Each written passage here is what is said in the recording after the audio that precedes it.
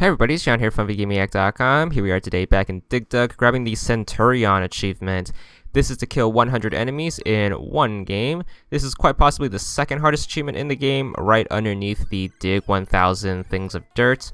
So I'm going to try to walk through this as best as possible.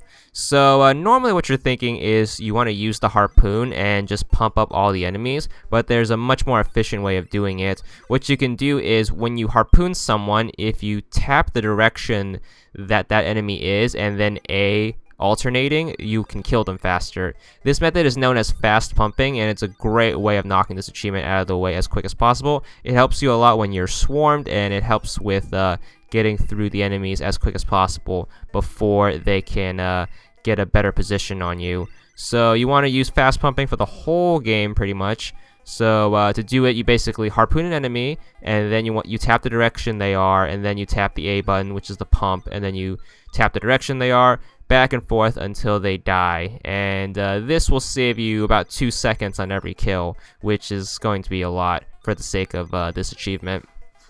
So you just want to keep repeating that for all the enemies, and you want to basically make it to round 15, trying to kill as many enemies as possible.